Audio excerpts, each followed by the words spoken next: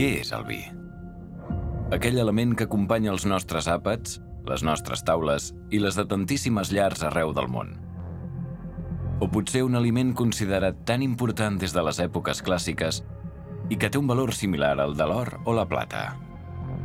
I tal com el proverbi llatí in vino veritas ens diu, és en el vi on trobem la veritat, una veritat que intentarem trobar a l'hora d'explicar com i d'on surt aquell producte fruit dels déus que anomenem vi, a partir del treball del cep i de l'home, de la vinya i del vi. Comencem.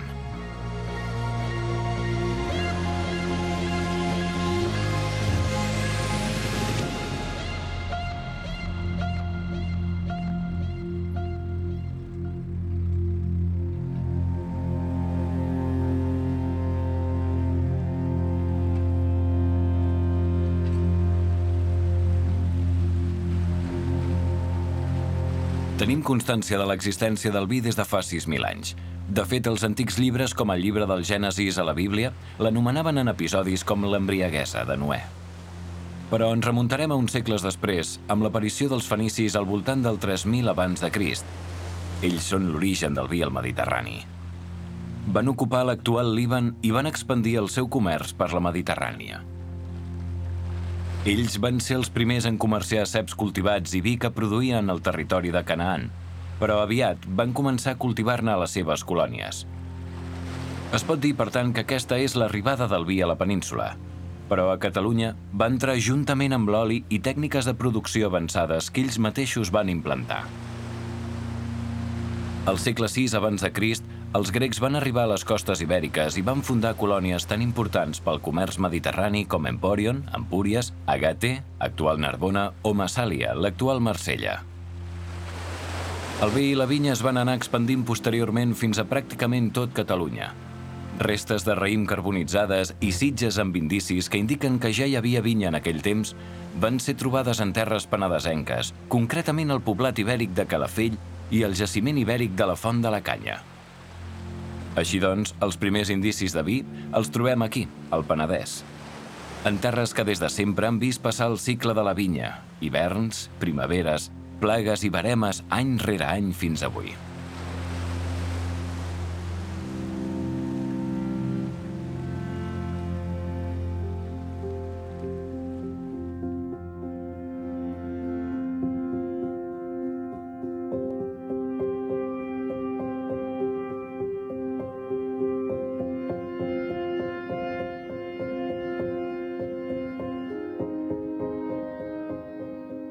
La planta s'atura bàsicament perquè arriba al final de la seva temporada, no? Ha estat treballant tot l'any per acabar fent un fruit, però clar, ella arriba ja cansada al final d'aquesta temporada.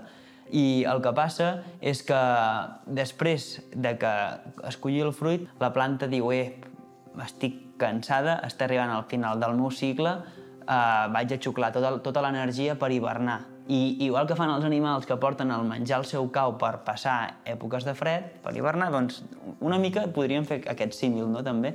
Perquè la planta el que fa és dir vaig a xuclar tota l'energia pròpia que tinc cap a dins del tronc i me la guardaré per l'any que ve.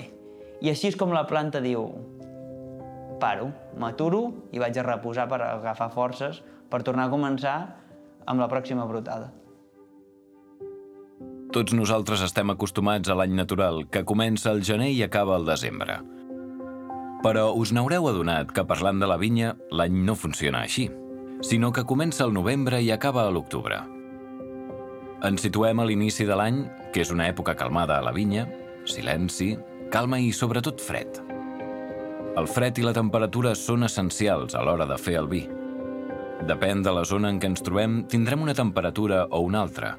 Les diferents varietats necessiten unes certes condicions climatològiques que faran que el raïm generi uns certs nutrients i tingui un gust que serà únic i característic d'aquella anyada. Per aquest motiu, el vi mai és igual.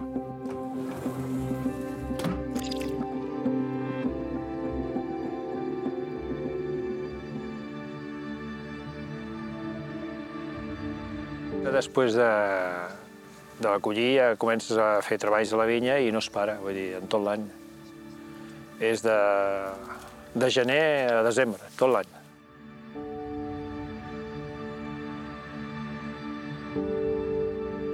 deixes. Jo, quan acabo la verema, intento estar amb encefalograma pla 15 dies, 3 setmanes, perquè tal com van les veremes últimament, tant amb el tema de la calor com que tot va molt empilat, necessitem un temps de descans, però per mi la campanya comença, doncs, ara el mes d'octubre.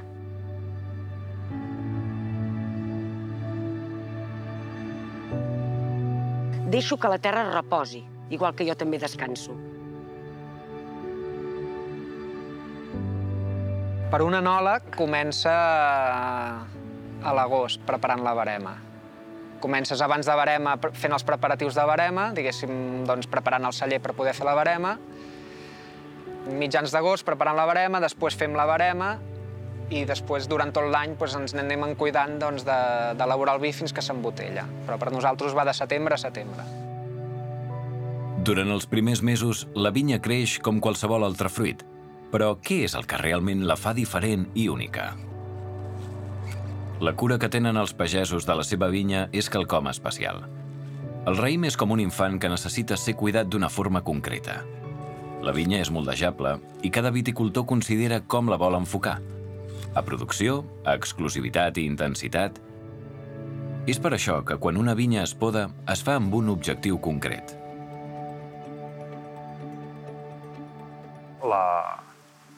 Els ceps en si, per ells sols, són un arbust que s'estendria per terra i faria un raïm molt petit. I llavors la poda serveix per regular això. És la manera que tens tu de controlar la producció del cep. La poda al final és un exercici d'equilibri, no? I també no exigir-li massa. Nosaltres, depenent de la varietat, l'enfoquem d'una forma o d'una altra. El cicle de la vinya sempre és el mateix, però alhora és tan diferent. Situats encara els primers mesos de l'any, la vinya viu un moment tranquil, fred i de soledat. Però és oi que quan ens tallen ens surt sang? És a dir, ens surt el líquid que ens circula pels nostres vasos conductors?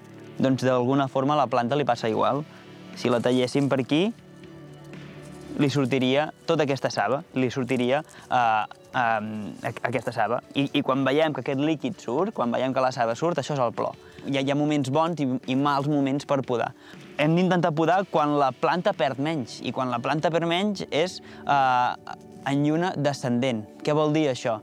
Quan la posició de la lluna comença diguéssim, a baixar. Aleshores, clar, la lluna és un cos amb molta massa que té poder de moure marees, doncs, és a dir, té influència sobre els fluids, com deia, mou marees, doncs també té influència amb els fluids de qualsevol ésser viu, en aquest cas també les plantes. Per tant, ens interessa podar quan la majoria d'aquesta saba, en lloc d'estar a la part aèria de la planta, està bàsicament a la part radicular. Per què? Doncs perquè quan tallem tindrem menys plor, i si tenim menys plor, tenim menys saba de la planta que perdem i, d'alguna forma, aquesta ferida que li fem a la planta és més sana per ella. Simultàniament a la poda, una de les etapes més boniques i poètiques de la vinya comença a veure la llum. El plor. A causa dels talls i ferides de la poda d'hivern, la saba que el cep emmagatzema a dins el tronc degota fins que la ferida cicatritza. Aquests plors finalitzen quan els talls i ferides es recobreixen amb unes substàncies que el propi cep produeix amb bacteris i sals dissoltes. El cep es prepara per una posterior etapa, la brotació. En aquest moment, la vinya començarà a donar senyals de vida. Els propers mesos seran claus per al seu desenvolupament. La brotació passa perquè nosaltres no som tan diferents, no, les plantes. Quan passa aquesta brotació? Doncs a la primavera. Què passa a la primavera? Que comença a fer calor. Què ens passa a nosaltres quan comença a fer calor? Doncs que tenim més ganes de sortir, que som més socials. Doncs al final passa el mateix. Torno a dir, torna a fer calor i aquí baix comencen a passar coses. Què passa? Doncs ella es comença a despertar. Es comença a despertar i el que passa és que les arrels li diuen a la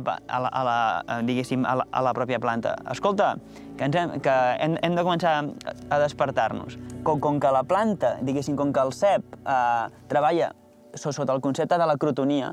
I què vol dir acrotonia? Bàsicament vol dir que sempre té tendència a tirar cap amunt, a fer brotar o diguéssim, a créixer cap amunt. El que passarà és que tota la saba, diguéssim, les arrels començaran a agafar aigua i nutrients que estan aquí al terra, ho faran pujar cap aquí amunt, aniran tirant cap aquí, i si ens acostem aquí veurem que on hi ha aquesta petita brocada veiem el borró petit i el borró de dalt. I quin brotarà abans dels dos, doncs? Brotarà sempre el de dalt. Per què? Per aquest concepte que deia, la crotonia. Per tant, brotarà abans aquest que aquest. I senzillament és per això, perquè comença a fer el bon temps i la planta diu, ep, toca despertar. L'etapa de brotació coincideix normalment amb l'inici de la primavera. Algunes varietats abans que altres. L'arribada del bon temps significa també l'arribada dels primers tons verds d'uns brots que deixen enrere aquells plomissols que els protegien per començar a créixer. El cicle segueix. Una etapa més queda enrere. El cep ha de ser cuidat cautelosament per evitar possibles plagues i malalties que el podrien deixar sense producció. Les plagues és un desequilibri. Evidentment, si no... És com els senglars, Quan esdevé un fong, un bacteri o un animal, una plaga, quan no té competència, no? És el moment en què els viticultors duran a terme tractaments, que poden ser naturals i orgànics o bé químics, per les plagues i malalties que puguin afectar la collita d'aquell any. El míldiu n'és un clar exemple. Com a plaga vaig viure la del 2020, que va ser una plaga molt important.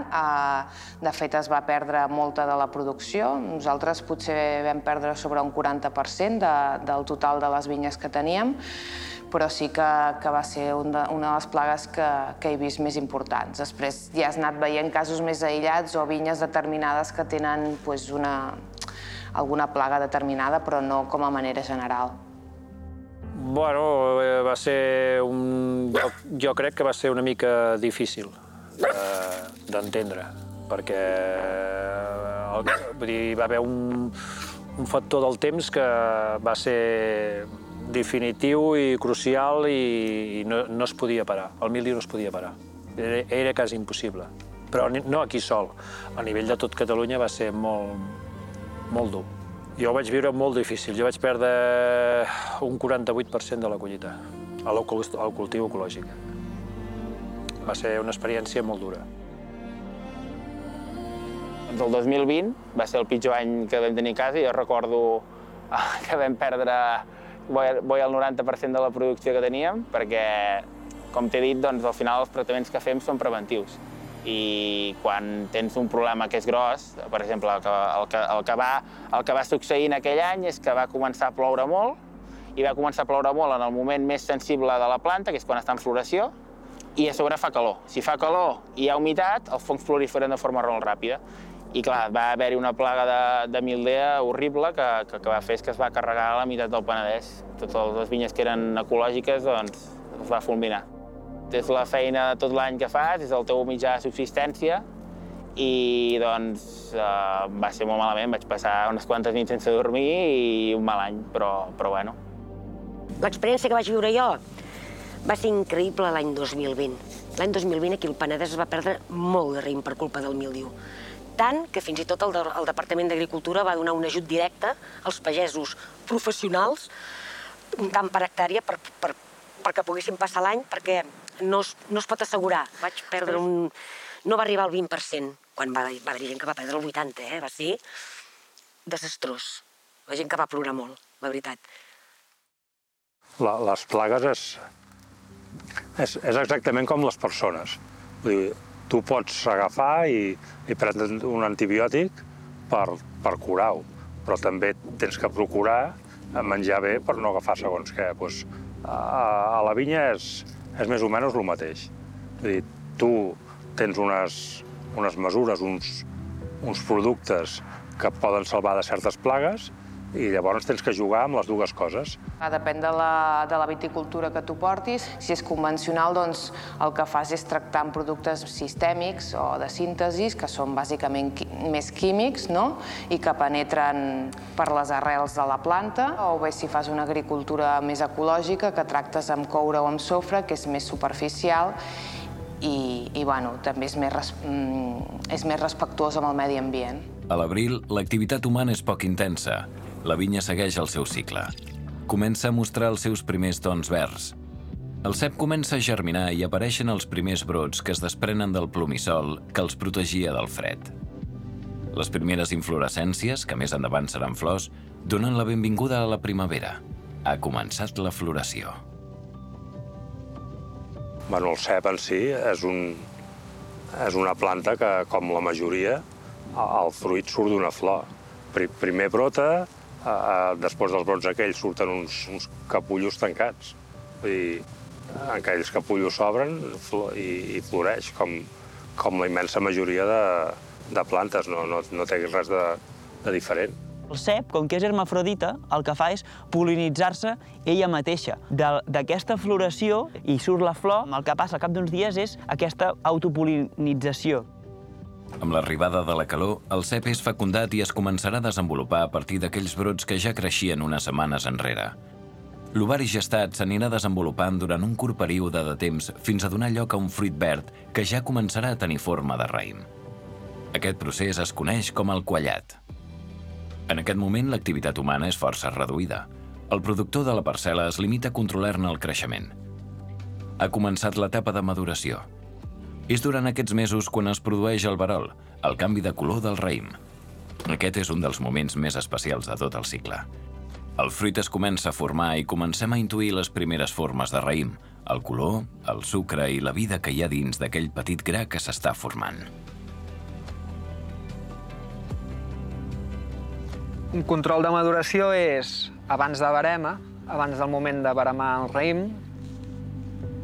Alguna persona va a la vinya, un tècnic normalment, va a la vinya, agafa una mostra representativa d'una vinya, una mostra que sigui homogènia d'aquella vinya, d'aquell tros que es vol mostrejar, i s'agafa una petita mostra de raïm, això es porta al laboratori, s'analitza. Normalment es pot analitzar moltes coses, però normalment s'analitza quantitat de sucre, quina acidesa té, pH, es pot analitzar també si es vol. Serveix per escollir, el que passa que això ha canviat últimament, perquè fa 10 anys o 15 anys enrere ens pagaven per quilograu i semblava que l'única cosa que havíem de tindre en compte per escollir la data de verema era el grau alcohòlic potencial, perquè al final el que mires són els sucres, perquè l'alcohol encara no en té el raïm, no? Que és most. I en canvi això ara ha canviat, però en principi serveix per escollir la data de la verema. El que passa que es miren ara altres paràmetres. A part de tindre els controls analítics, també tenir una sensació, perquè a vegades un raïm analíticament et pot donar més bo i un altre més dolent, però quan els tastes t'agrada més el que no té tant potencial analític, però pel que sigui, per aromes o per gustos, t'agrada més un altre. Vull dir que també el factor humà també és important. Gràcies als controls de maduració, el productor sap amb més precisió quina serà la data d'inici de la collita d'aquell any. Tots aquests factors faran aquell vi únic, exclusiu i irrepetible. Aquest curt període, però, tan essencial, serà el pas previ a la verema. La maduració determinarà la qualitat del most. Totes les tasques i etapes tenen la mateixa importància perquè sense alguna d'elles seria impossible que el cicle funcionés.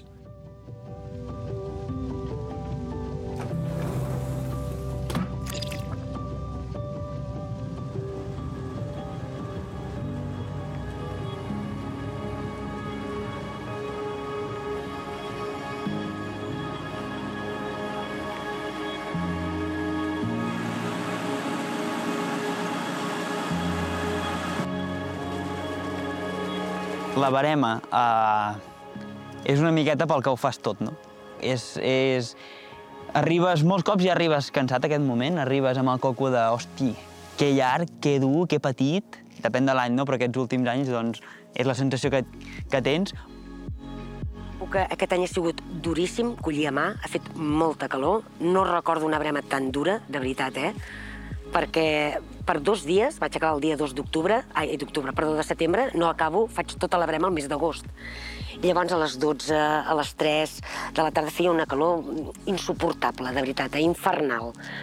Però, malgrat tot, per mi és un moment preciós perquè reculls tot el que has estat treballant tot l'any. Ja ho sé que és molt tòpic, però és que ben bé és així. A més, és un moment que passes per cada cep i per cada filera, o sigui que és el moment que potser tens més contacte, si culls a mà, si culls a màquina és una altra història, però tens més contacte amb el cep, no? Per mi és un moment preciós, perquè és al final, és quan reculls tota la feina de tot l'any. És la part econòmica també, és la part que d'on treus el que pot engegar a tornar a començar, però també és l'esforç que tu has fet durant tot un any. És que és molt important el poder acollir, que és l'esforç que tu fas tot l'any. Home, sí que és complicada, és molt complicada. Clar, com jo era jove, collir raïms era agafar, començar i anar fent. Vull dir, podia ser més cansada o menys, però era anar fent. Feies una classe, quan s'acabaves aquella classe feies l'altra i anaves fent. 8 hores cada dia o 10, o les que convinguessin i ja està. Però ara és molt més complicat. Ara tens que quadrar-ho amb els cellers, hores, dies, classes. Igual un dia tindries que entrar a 3 coses i l'endemà tindries que estar parat. Vull dir, és una mica estressant avui dia. O sigui, si tu mires des de la part econòmica, la part econòmica és al final, si tu et dediques 100% a l'agricultura, és el teu sostén durant tot l'any. I llavors això és el que em permet subsistir i pujar a la següent barema. És com cuidar d'una persona o d'un ésser viu. Nosaltres, ja et dic, la barema és el principi del nostre any i quan acaba la barema és l'època de més feina que tenim, evidentment, perquè processem tot el raïm. Durant la barema hi ha les fermentacions que hi has d'estar molt a sobre, s'han de controlar, ens porta molta feina. I després de barema, al celler, el que fem, doncs, tenim els vins acabats de fermentar, però aquests vins s'han de trasbalsar, s'han de deixar reposar, s'han de moure, s'han de posar botes alguns, vull dir, és l'època també de molta feina al celler d'acabar de fer els vins. La barema la fa especial aquells nervis, aquella ansietat perquè portes quasi un any esperant tornar a elaborar vins, com seran millors, seran pitjors, diferents, no? És tota aquella màgia al voltant de tanta gent implicada, dels pagesos preocupats, jo vull collir, tu vols collir, no? És tot aquell xou que es munta darrere d'elaborar un vi. És que ho fem tot per arribar a aquest moment, i poder collir els raïms que després ens donaran sentit a tot, no? Clar, vull dir, en el meu cas personal, jo em faig vi. Aleshores, necessito poder arribar a aquesta època amb uns raïms hiperbons, amb uns raïms equilibrats. I no hi ha aquest equilibri si no parlem primer d'una bona gestió de sol, si no parlem després d'una poda quan toca, si no parlem després de ser la vinya en el moment perillós on hi ha riscos de perdre-ho per plagues. Doncs, al final, vols arribar a aquest moment amb una bona satisfacció, perquè és molt simple, però és el que dona sentit, perquè culls el raïm i acaba la feina aquí, però després comença allà.